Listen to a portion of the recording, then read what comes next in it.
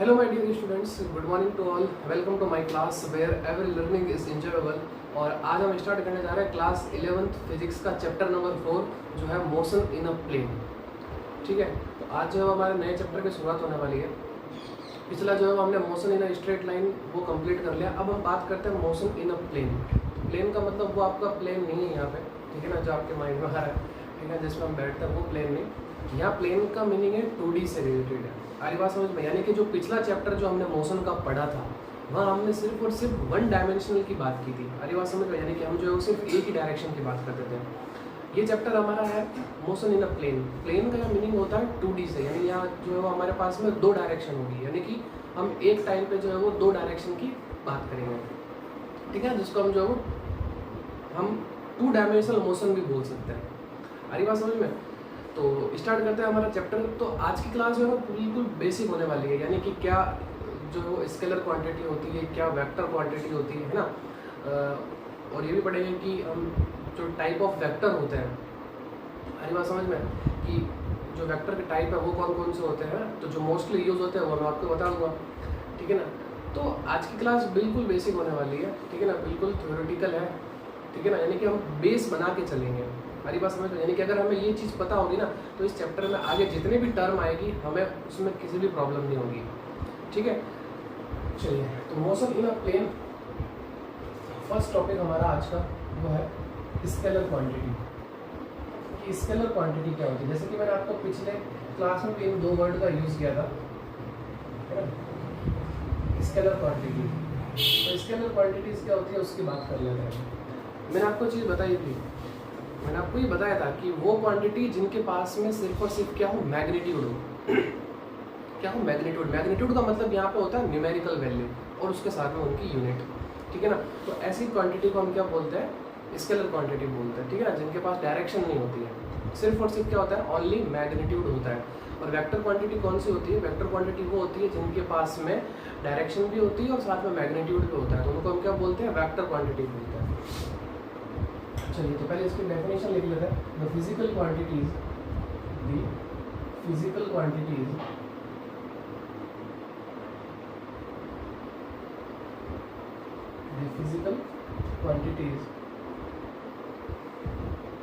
which require only magnitude,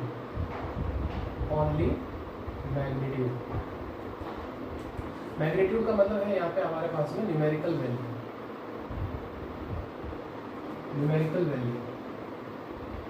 and unit. Numerical value होगी तो unit भी तो होगी ना, मैं बता दूँ कैसे, ठीक है ना।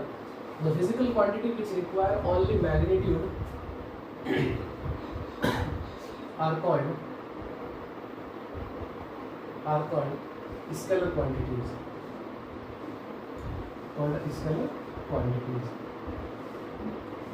यानी कि वे फिजिकल क्वांटिटी जिनको सिर्फ और सिर्फ मैग्नीट्यूड की रिक्वायरमेंट होती है, यानी कि जिनके पास सिर्फ और सिर्फ मैग्नीट्यूड होता है। मैग्नीट्यूड का मीनिंग मैंने आपको बता दिया, न्यूमेरिकल वैल्यू और जो है उनकी यूनिट, ठीक है ना। चलिए, अब एग्जांपल की बात कर लेते हैं। कुछ एग्जांपल पे बात कर लेते हैं कि कौन कौन सी क्वांटिटीज, वैसे तो खूब सारी स्केलर क्वांटिटी, लेकिन मैं यहाँ पे कुछ एग्जांपल लिखता हूँ ताकि जो है वो इससे आपको समझ में आए। जैसे कि मैं बात करता हूँ मास। अब अगर मान लो मैंने मास लिख लिया 10, अब 10 लिखा तो उसके पीछे ये भी तो बताना पड़ेगा ना कि 10 है क्या, 10 ग्राम है, 10 किलोग्राम है। आ रही बात समझ में? जैसे कि मैं यहाँ पे लिखता हूँ m इज इक्वल टू 10। अब ये 10 तो लिख दिया, अब 10 के पीछे ये भी तो बताओ कि ये 10 ग्राम है या आपके पास में 10 किलोग्राम है या 10 टन है, जो भी है।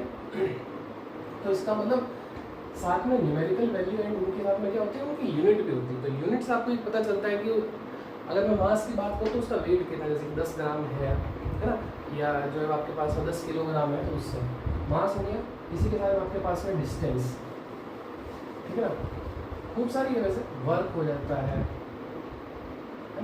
और भी ले लो, मतलब स्पीड हो गया,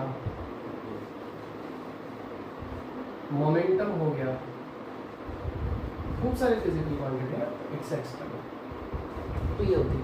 अब हम बात करते हैं वेक्टर क्वांटिटी कि वेक्टर क्वांटिटीज कौन कौन सी है।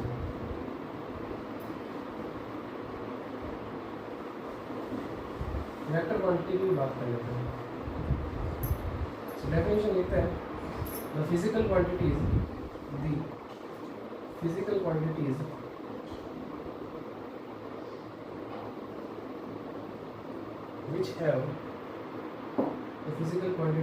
which have both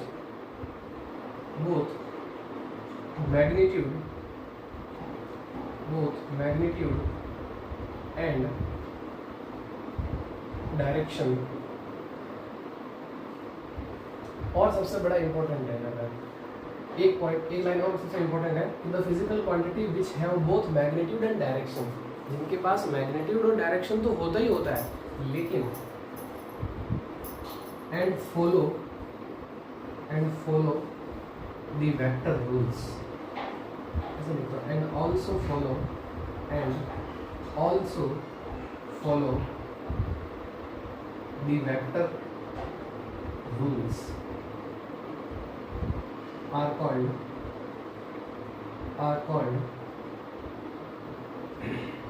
vector quantities।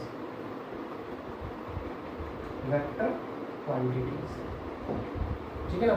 यहाँ पे क्या था, सिर्फ और सिर्फ आपके पास में ओनली मैग्नीट्यूड, यहाँ आपके पास में मैग्नीट्यूड भी है, डायरेक्शन भी है, और एक सबसे इंपॉर्टेंट लाइन लिखी है यहाँ पर, फॉलो दी वेक्टर रूल्स। अभी आगे आएंगे है ना कि जो आपके पास वेक्टर के कौन से रूल है, एडिशन का कौन सा है ना, सब्ट्रैक्शन का क्या है, मल्टीप्लिकेशन का क्या है, तो ये सब आगे आएंगे। तो आप ये दिमाग में रखना, अभी ये तो आपको पता ही है, तो मैंने आपको बता रखा है कि जिनके पास मैग्नीट्यूड भी होता है और डायरेक्शन भी होता है, तो उनको हम क्या बोलते हैं, वेक्टर क्वांटिटी बोलते हैं। लेकिन एक पॉइंट और है सबसे इम्पोर्टेंट, कि ये होने के साथ में एक चीज़ और होनी चाहिए कि वो जो है, जो भी आपके पास वेक्टर क्वांटिटी है, वो वेक्टर रूल्स को भी फॉलो करती है। ठीक है ना, आगे आएगा हमारे पास में। ठीक है ना, आगे एक लेक्चर में आएगा। ठीक है ना, ये आएगा तो वहाँ पे मैं एक्सप्लेन कर दूंगा इसको कि वेक्टर रूल्स क्या क्या है। तो एग्जांपल इसकी क्या हो सकता है, आपको पता होगा, जैसे कि डिस्प्लेसमेंट पता रहता है ना, पढ़ा है हमने, डिस्प्लेसमेंट हमने पढ़ा है, डिस्प्लेसमेंट। और क्या हो सकता है, वेलोसिटी हो सकता है, वेलोसिटी, एक्सेलरेशन, और क्या हो सकता है, फोर्स हो सकता है, फोर्स हो सकता है।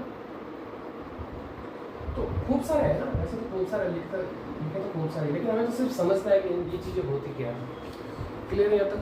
आई होप आप यहाँ तक समझ पा रहे होंगे। चलिए अब आगे बढ़ते हैं कि इन वेक्टर को हम रिप्रेजेंट कैसे करते हैं। जैसे मैंने आपको बताया रखा है, रिप्रेजेंटेशन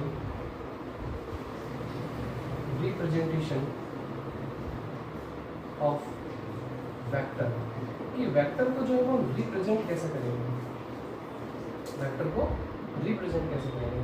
तो वेक्टर को जब भी रिप्रेजेंट किया जाता है तो एक एरो के साथ में किया जाता है। अरे बात समझ, जैसे कि मान लो कोई भी आपके पास में वेक्टर है ना, जैसे कि आपके पास में ए वेक्टर, कोई भी वेक्टर है तो उसको किससे जो रिप्रेजेंट करते हैं, एरो से रिप्रेजेंट करता है। जैसे कि मान लीजिए आपके पास में ए वेक्टर है, तो आपको पता है अगर ए कोई अगर वेक्टर क्वांटिटी, उसके ऊपर हम क्या लगाते हैं, वेक्टर का साइन लगाता है, यानी कि एरो का साइन लगाता है। जैसे कि बी हो गया है ना, सी हो गया, इस तरीके से। तो जो कोई भी आपके पास है फिजिकल क्वांटिटी है, उसके सिंबल पर हम क्या लगाते हैं, एरो लगाते हैं, जो क्या बताता है आपको कि वो कौन सी क्वांटिटी है, वेक्टर क्वांटिटी। लेकिन हम जो स्केलर क्वांटिटी पे नहीं लगाते, क्योंकि स्केलर क्वांटिटी के पास में सिर्फ और सिर्फ क्या होती है, जो मैग्नीट्यूड होता है, लेकिन इनके साथ में क्या होती है, मैग्नीट्यूड भी होता है और डायरेक्शन भी होती है। तो अब यहाँ बात आती है कि यहाँ पे मैग्नीट्यूड कैसे बताएंगे और जो डायरेक्शन कैसे बताएंगे।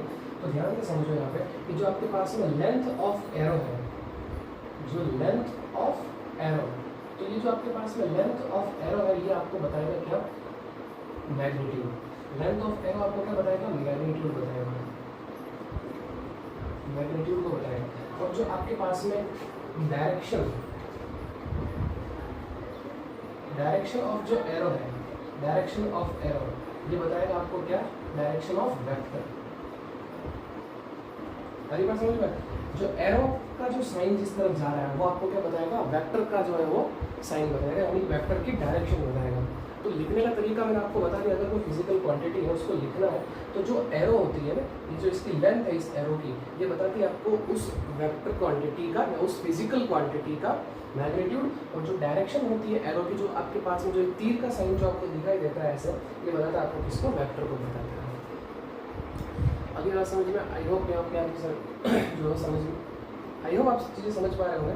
चलिए अब आगे बात करते हैं, हम बात करते हैं कि टाइप ऑफ वेक्टर की, कि वेक्टर के टाइप कौन कौन से हैं, टाइप्स ऑफ वेक्टर हैं।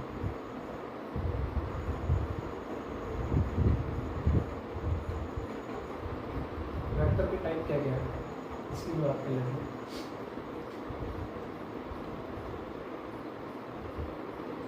चलिए तो सबसे पहले फर्स्ट पढ़ते हैं, फर्स्ट हमारा टाइप है वो है इक्वल वेक्टर या इक्विवेलेंट वेक्टर। इक्वल बोल दो या इक्विवेलेंट, इक्विवेलेंट वेक्टर्स बोल दो, बात एक ही है, ठीक है, बात एक ही है, ठीक है। तो देखिए इक्विवेलेंट वेक्टर और इक्वल वेक्टर्स क्या होते हैं, नाम मतलब नाम से डेफिनेशन निकलती है, यानी कि वो वेक्टर जिनका मैग्नीट्यूड सेम हो और डायरेक्शन भी क्या हो, सेम हो।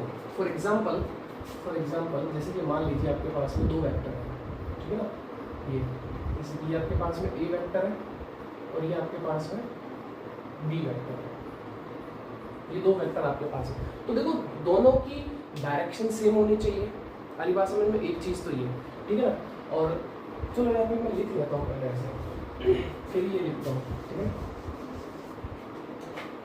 एक तो सबसे इम्पोर्टेंट चीज़ क्या कि इनका जो मैग्नीट्यूड होना चाहिए दोनों का, वो एक तो सेम होना चाहिए, मैग्नीट्यूड सेम, और दूसरी चीज़ क्या, डायरेक्शन सेम, दोनों जो है वो सेम होनी चाहिए। अब सेम के लिए हम कैसे समझा सकते हैं इसको, जैसे कि मान लीजिए आपके पास में ए वेक्टर है और ये आपके पास में मान लो बी वेक्टर है, तो दोनों का जो मैग्नीट्यूड है वो सेम है और साथ में उन दोनों की डायरेक्शन भी क्या है, सेम है। तो ऐसे वेक्टर्स को हम क्या बोलते हैं, इक्विवेलेंट वेक्टर्स बोलते हैं। आई बात समझ में, क्लियर यहाँ तक? आई होप आप समझ पा रहे होंगे, यानी कि वो वेक्टर्स जिनका मैग्नीट्यूड सेम हो और उनका जो है वो डायरेक्शन भी क्या हो, सेम हो, तो ऐसे वेक्टर को हम क्या बोलते हैं, इक्विवेलेंट वेक्टर बोलते हैं। क्लियर यहाँ तक? चलिए अब बात करते हैं यहाँ पे हम दूसरा अनइक्वल वेक्टर।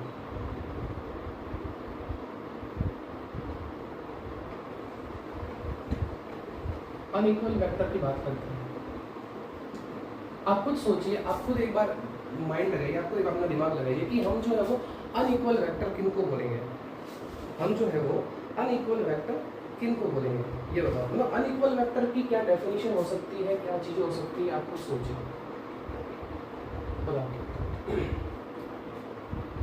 समझो, जैसे कि इक्वल वेक्टर क्या होता है कि जिनका मैग्नीट्यूड और डायरेक्शन सेम होती है, ठीक है। इस तरीके से अनइक्वल वेक्टर का क्या हो जाएगा, जिनका मैग्नीट्यूड अलग हो, हरी बात समझ में, और डायरेक्शन क्या हो, डिफरेंट हो, यही चीज़ हो सकती है। हरी बात समझ में, यानी कि जिनके पास में बोथ द मैग्नीट्यूड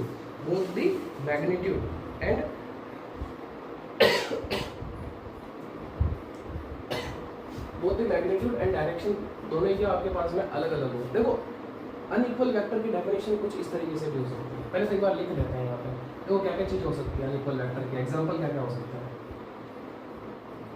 जैसे कि मान लीजिए ए वेक्टर ये जा रहा है और बी वेक्टर ऐसे जा रहा है,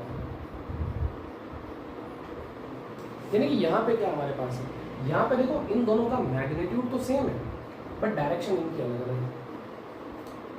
आई बात समझ में? तो इनको हम क्या बोल सकते हैं, अनइक्वल वेक्टर बोल सकते हैं। एक और क्या हो सकता है, जैसे मान लीजिए आपके पास में ये ए वेक्टर है और ये आपके पास में मान लो बी वेक्टर है। तो यहाँ से आप क्या समझे कि जिनका मैग्नीट्यूड अलग अलग है और डायरेक्शन भी क्या है हमारे पास में यहाँ पे अलग अलग है, तो इस टाइप के वेक्टर को हम क्या बोलेंगे, अनइक्वल वेक्टर। एक और बता सकते हो आपकी क्या हो सकती है डेफिनेशन, कि मान लीजिए ऐसे भी तो हो सकता है, इसको जैसे मैं यहाँ पे लिख लेता हूँ,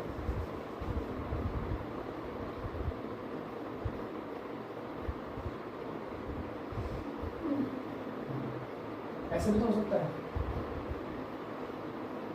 ये ए वेक्टर और ये बी वेक्टर। अरे बात समझ में, यहाँ पे क्या है, मैग्नीट्यूड सेम है बट डायरेक्शन अलग अलग है। यहाँ पे क्या है आपके पास में, मैग्नीट्यूड भी अलग है और डायरेक्शन भी अलग है। यहाँ पे मैग्नीट्यूड आपके पास में अलग अलग है बट डायरेक्शन दोनों की क्या है, सेम है। तो इसलिए इस टाइप के वेक्टर को हम क्या बोल सकते हैं, अनइक्वल वेक्टर्स बोल सकते हैं, ठीक है ना, अनइक्वल वेक्टर्स। चलिए एक और समझते हैं, एक और चीज समझते हैं, जैसे कि थर्ड क्या हो सकता है, नेगेटिव वेक्टर। नेगेटिव वेक्टर,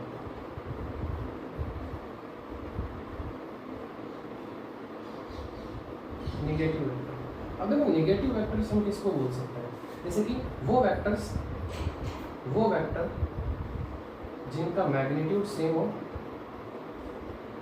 वो वेक्टर जिनका मैग्नीट्यूड सेम हो बट डायरेक्शन क्या हो, अपोजिट। यहाँ पे लिख लेता हूँ मैं, मैग्नीट्यूड सेम बट जो आपके पास में डायरेक्शन है वो क्या हो, अपोजिट हो। तो इसको हम कैसे रिप्रेजेंट करेंगे, इसको रिप्रेजेंट करेंगे हम ऐसे, ये आपके पास में A vector is equal to B vector but direction अलग है, तो इसलिए हम साइन का लगाएंगे, आगे माइनस का लगाएंगे। और जब हम इन दोनों को ऐड करेंगे तो इनका एडिशन हमेशा कितना आएगा, 0 आएगा। बिकॉज आपको पता है ना कि एक इस डायरेक्शन में एक इस डायरेक्शन में, दोनों का मैग्नीट्यूड सेम है। मान लीजिए एक 10 है और एक -10 है, तो दोनों को जब ऐड करोगे तो आंसर 0 ही तो आएगा। तो जब इसको आप इधर शिफ्ट करोगे तो वेक्टर a प्लस बी क्या हो जाएगा, आपके पास में 0 हो जाएगा। तो इस तरीके से, क्लियर। नाउ एक और फोर्थ, 0 या हम बोल सकते हैं नल, दोनों एक ही बात है, 0 या नल वेक्टर्स, 0 या नल वेक्टर्स। 0 और नल वेक्टर हम किसको बोलते हैं, यानी कि वो वेक्टर जिनका मैग्नीट्यूड कितना हो, 0 हो, इस टाइप के वेक्टर को हम क्या बोलते हैं, नल वेक्टर या 0 वेक्टर बोलते हैं। यानी कि जिनका मैग्नीट्यूड क्या हो, 0 हो। उनका मैग्नीट्यूड 0 तो डायरेक्शन तो फिक्स होगी भी नहीं। हरी बात समझ में, किधर भी हो सकती है, ठीक है ना। तो मतलब कि मैग्नीट्यूड क्या हो उनका, 0 हो, तो ऐसे टाइप के वेक्टर को हम क्या बोलते हैं, हम जो है वो 0 वेक्टर या नल वेक्टर बोलते हैं, ठीक है ना। यानी कि vector a is equal to 0 हो जाएगा। और मैग्नीट्यूड को लिखने का जो तरीका होता है, मैग्नीट्यूड को लिखने के लिए हम क्या करते हैं, ऐसे 2 बार लगाते हैं, जिसको हम क्या बोलते हैं, मैग्नीट्यूड बोलते हैं, ठीक है ना। अगर ये 2 बार नहीं लगे तो सिर्फ वेक्टर है, ठीक है ना। अगर ये 2 बार लगे हुए ऐसे तो इसको हम क्या बोलते हैं, मैग्नीट्यूड बोलते हैं। तो इनका मैग्नीट्यूड कितना है, 0 है। तो ऐसे टाइप के वेक्टर को हम क्या बोलते हैं, नल वेक्टर बोलते हैं या 0 वेक्टर बोलते हैं। तो ये थी हमारे पास में आज, मतलब अभी तक हमने जो टाइप ऑफ वेक्टर, लेकिन अभी भी एक टाइप बचा है, यूनिट वेक्टर। और यहाँ से एग्जाम में क्वेश्चन 100% पूछा जाता है, यूनिट वेक्टर से रिलेटेड एक न्यूमेरिकल एग्जाम में 100% आता है। आरी बात समझ में। तो बात करेंगे उनकी भी कि जो है वो यूनिट वेक्टर क्या होता है, कैसे हम जो है उसकी वैल्यू कैलकुलेट करते हैं, ठीक है ना। सो फटाफट आप पहले इनको नोट करिए, फिर हम जो है वो अपने अगले टॉपिक पे बढ़ते हैं, यूनिट वेक्टर में, ठीक है। So pause the video and note down. Alright my dear student, हमने जो 4 टाइप के वेक्टर पढ़ लिए, लेकिन अगला जो है वो मोस्ट इंपॉर्टेंट है, यहाँ से एग्जाम में क्वेश्चन 100% आता है। तो चलिए पहले हम उसकी बात कर लेते हैं। तो अगला हमारे पास में कौन सा है, फिफ्थ है हमारे पास में कौन सा, यूनिट वेक्टर, यूनिट वेक्टर, ठीक है। और यूनिट वेक्टर को लिखने का तरीका होता है आर कैप। ये देखो यहाँ पे वेक्टर, इस वेक्टर को लिखने का तरीका अलग है।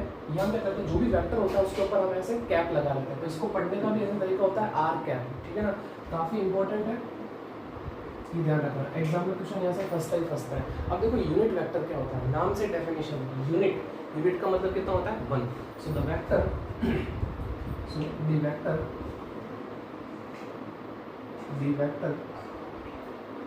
that has यूनिट का मतलब कितना, 1 है ना। Unit magnitude, the vector that has unit magnitude and the direction is parallel to, the direction is parallel to given vector is called unit vector, अगली बात समझ में। यानी कि वो वेक्टर है जिसके पास में उसका मैग्नीट्यूड कितना हो, यूनिट हो, यानी कि 1 हो, और जो उसकी डायरेक्शन हो, तो जो आपको गिवन वेक्टर दे रखा है उसके पैरेलल हो तो इस टाइप के वेक्टर को हम क्या बोलते हैं, यूनिट वेक्टर बोलते हैं, ठीक है ना। अब इसको लिखने का तरीका, इसका फॉर्मूला, ये भी पेन भी गिर रहा है, कोई दिक्कत नहीं। अब इसका फॉर्मूला क्या हो सकता है, देखिए R cap is equal to vector R upon magnitude R. ये फार्मूला अपने दिल में बैठा लेना, अपने दिमाग में बैठा लेना, काफ़ी इंपॉर्टेंट फार्मूला है और इस पे बेस्ड मैं आपको अभी ट्यूशन करवाने वाला हूँ, ठीक है ना। R cap is equal to vector R upon magnitude R, ठीक है ना। वेक्टर आर तो क्वेश्चन में आपको दे रखा होता है, ये आपको कैलकुलेट करना होता है। अब ये कैसे कैलकुलेट करना है वो मैं जो आपको आगे बताता हूँ, ठीक है ना। तो ये आप ध्यान रखना, यूनिट वेक्टर क्या होता है। यहाँ से आपका पहला क्वेश्चन ये समझ लीजिए बन गया है यहाँ से, आगे बात समझ में। आज की क्लास में अगर आपने ये टॉपिक ध्यान से पढ़ लिया तो समझ लो आपका 1 नंबर बन गया, पक्का है, ठीक है ना, 100%। So R cap is equal to क्या होता है, vector R upon magnitude R. इस तरीके से हम यूनिट वेक्टर निकालते हैं, ठीक है ना। चलिए अब बात करते हैं हम आगे अपने अगले टॉपिक में, जो है हमारे पास में पोजीशन वेक्टर, पोजीशन वेक्टर, ठीक है, पोजीशन वेक्टर बहुत इंपॉर्टेंट है। पोजीशन वेक्टर देखो क्या होता है, पोजीशन वेक्टर किससे कहते हैं, position vector the vector by which the position the vector by which the position of a point is represented in a reference system is called position vector, is called position vector। अब ये चीज़ बिल्कुल नहीं आपके लिए ध्यान से देना है, यानी कि वो वेक्टर जो किसी रेफरेंस सिस्टम में उस पॉइंट की पोजीशन को बताता हो। अरे बात समझ में, the vector by which the position of a point is represented. अरे बात समझ में, यानी कि वो वेक्टर जो किसी रेफरेंस सिस्टम में किसी पोजीशन की किसी पॉइंट की जो पोजीशन को रिप्रेजेंट करे उसको क्या बोलते हैं, पोजीशन वेक्टर बोलते हैं। अरे बात समझ में, तो देखो कैसे, ध्यान से समझना। मान लीजिए आपके पास में ये कार्टेशियन सिस्टम है, एक्स वाई और जेड, ठीक है। मान लीजिए यहाँ कोई पॉइंट है, ठीक है ना, ये पी पॉइंट है जिसके कोऑर्डिनेट आपके पास में एक्स वाई और जेड है। अब कईयों के दिमाग में आ रहा होगा कि सर यहाँ तो एक्स और वाई तो हो सकता है, जेड कैसे लिख लिया आपने। देखो ये 3D है, अगर एक्स और वाई होता ना ओनली फॉर, मैं यहाँ पे 3D की बात कर रहा हूँ क्योंकि मैं सभी चीज़ों को लेके चल रहा हूँ, ठीक है ना। तो ये पॉइंट है एक्स वाई जेड, तब ये कैसे है, तो आप कैसे समझोगे इस चीज़ को। जैसे कि मान लीजिए आपके पास में एक्स हो गया, ये वाई हो गया, तो जेड इस तरफ निकलता हुआ आएगा ना। अरे बात समझ में, क्योंकि ये तीनों एक दूसरे के परपेंडिकुलर होता है, एक्स इस तरफ, वाई इस तरफ, तो जेड इस तरफ। तो यहाँ जो पॉइंट होता है ना, यहाँ जो पॉइंट है इन तीनों के बीच में, वो है मेरे पास में। अब इस पॉइंट को तो मैं बाहर लेके आ नहीं सकता ना। अगर मैं इस दीवार पे बात करूँ तो पॉइंट की बात करूँगा एक्स वाई होगा ओनली। और अगर यहाँ पे ले रहा हूँ तो इस तरफ एक्स है, ये वाई है और ये जेड है, तो ये पॉइंट इन तीनों के बीच में, तो इसलिए एक्स वाई जेड आएगा, ठीक है। अच्छा, अब सबसे इम्पोर्टेंट चीज़, बिल्कुल नई चीज़ ये है कि एक्स डायरेक्शन में जो आपके पास में यूनिट वेक्टर होता है वो होता है आपके पास में आई कैप। वाई में जो होता है वो यूनिट वेक्टर जो होता है आपके पास में जे कैप, और जेड में जो होता है वो होता है आपके पास में यूनिट वेक्टर के कैप। अरे बात समझ में, तो पॉइंट को तो आप ऐसे लिखते हो, लेकिन अब यहाँ पे वेक्टर को हम कैसे लिखेंगे। तो वेक्टर को लिखने का तरीका होता है यहाँ पे आर, अगर आपको इस वेक्टर को लिखना है, अगर मान लो ये कोई आर के कोऑर्डिनेट है ना, ये कोई पोजीशन के कोऑर्डिनेट है आपके पास में, उसको ऐसा लिखते हैं एक्स आई कैप प्लस वाई जे कैप प्लस जेड के। इस तरीके से जो है वो किसी वेक्टर को लिखा जाता है, ये तरीका होता है वेक्टर को लिखने का। आपने एक्स वाई जेड तो लिख दिया है, वो तो हम जो है वो नॉर्मली लिखते हैं उसको, किसी पॉइंट मतलब किसी भी पॉइंट की पोजीशन को हम बताते हैं, लेकिन वेक्टर फॉर्म में कैसे लिखते हैं, एक्स आई कैप, ये जो भी होगा एक्स आई कैप प्लस वाई जे कैप प्लस जेड के कैप, माइनस में भी हो सकता है कोऑर्डिनेट, क्यों करेंगे, सारी चीज़ क्लियर हो जाएगी। अब बात करते हैं कि मैग्नीट्यूड कैसे निकालते हैं इसका। तो मैग्नीट्यूड निकालने का तरीका होता है ये x square plus y square plus z square, और इसका आप क्या करिए, इसका जो आप क्या लीजिए स्क्वायर रूट ले लीजिए, तो यहाँ से आप क्या निकाल सकते हो, इसका मैग्नीट्यूड निकाल सकते हो, ठीक है। एक एग्जांपल करते हैं, उससे आपको सारी चीज़ें क्लियर हो जाएगी। मान लीजिए आपके पास में कोई ए वेक्टर दे रखा है, कोई भी ए वेक्टर दे रखा है, let A is equal to दे रखा है आपको 3i cap minus 4j cap plus 5k cap. इस तरीके से आपको जो है कोई वेक्टर दे रखा है, ठीक है, आपको फाइंड करना है unit vector, find unit vector. आप जो है वो यूनिट वेक्टर को कैलकुलेट करिए। तो यूनिट वेक्टर कैलकुलेट करने के लिए हम क्या करेंगे, ध्यान से देखो, फॉर्मूला हमारे पास में क्या होता है, फॉर्मूला हमारे पास में क्या होता है, A cap is equal to vector A upon magnitude A. ऐसे लिखेंगे हम, जैसे कि आर को लिखा था ना, vector R upon magnitude R, तो इसको हम कैसे लिखेंगे, vector A upon magnitude A. अच्छा, अब इसको निकालते हैं सबसे पहले, ठीक है ना। तो मैग्नीट्यूड ए को लिख लो आप इसके ऊपर। तो ए दे रखा आपको क्वेश्चन के अंदर 3i कैप माइनस का 4j कैप प्लस का 5k कैप डिवाइडेड बाई। अब इसको हम कैसे कैलकुलेट करेंगे, ये हो जाएगा आपके पास में 3 का स्क्वायर प्लस माइनस 4 का स्क्वायर प्लस 5 का स्क्वायर।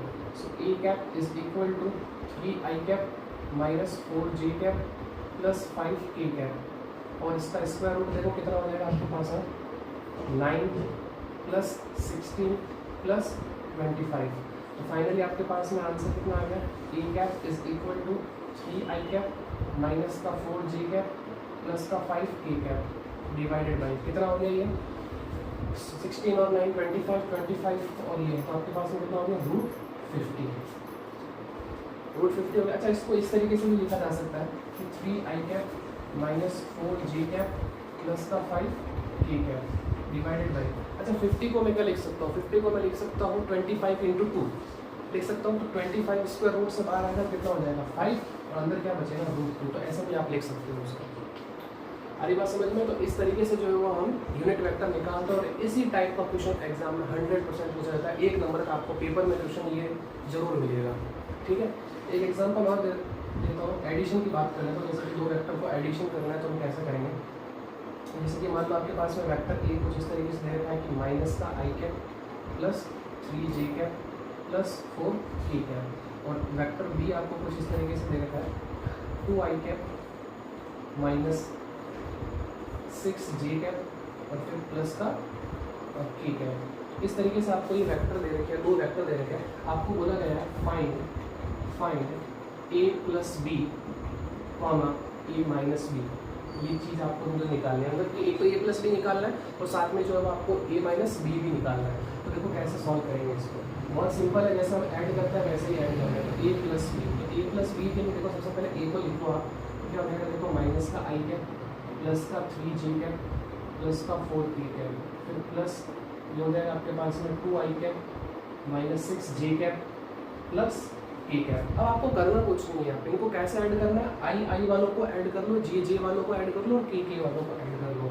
तो आपके पास में a प्लस बी, तो a प्लस बी आपके पास में क्या निकल के आएगा, देखो 2i कैप और माइनस का i कैप, तो आपके पास में आएगा कितना i cap. Now 3j cap minus का 6j कैप, तो माइनस का 3j कैप, प्लस माइनस का ध्यान रखना और कुछ नहीं है, 4 और ये 1 कितना हो जाएगा आपके पास में 5k कैप। इसी तरीके से हम a माइनस बी भी निकाल लेंगे, a माइनस बी। तो a माइनस बी के लिए सबसे इम्पोर्टेंट ध्यान देना, i cap plus 3j cap plus 4k cap, फिर माइनस 2i कैप माइनस का 6j कैप और फिर प्लस का k कैप। क्लियर। अब यहाँ प्लस माइनस का सबसे इम्पोर्टेंट रोल है। अब ध्यान से देखो, यहाँ पे ये माइनस का i कैप और ये माइनस का 2i कैप, तो माइनस ये कितना होगा आपके पास में 3i कैप। क्लियर। ये 3j कैप और फिर माइनस और माइनस ये मिलकर कितना हो जाएंगे, प्लस हो जाएंगे, तो 6j कैप और प्लस 3j कैप, तो आपके पास हो जाएगा कितना 9j कैप। क्लियर। और 4 माइनस 1k कैप, तो आपके पास हो जाएगा कितना प्लस का 3k कैप। तो इस तरीके से ये आपके पास में वेक्टर a माइनस बी निकल के आ जाएगा। तो इस तरीके से हम वेक्टर को ऐड करते हैं और सब्ट्रैक्ट करते हैं। आई होप आपको ये चीज़ें समझ में आ गई होगी। तो आज की क्लास में इतना ही, मिलते हैं नेक्स्ट वीडियो में, जिसमें हम बात करेंगे आगे और डिस्प्लेसमेंट वेक्टर की बात करेंगे, ठीक ना, और कुछ और नई चीज़ों की बात करेंगे। आज की क्लास में इतना ही, रिवीजन जरूर करते रहिएगा, ठीक है ना। मिलते हैं नेक्स्ट वीडियो में, तब तक थैंक यू सो मच।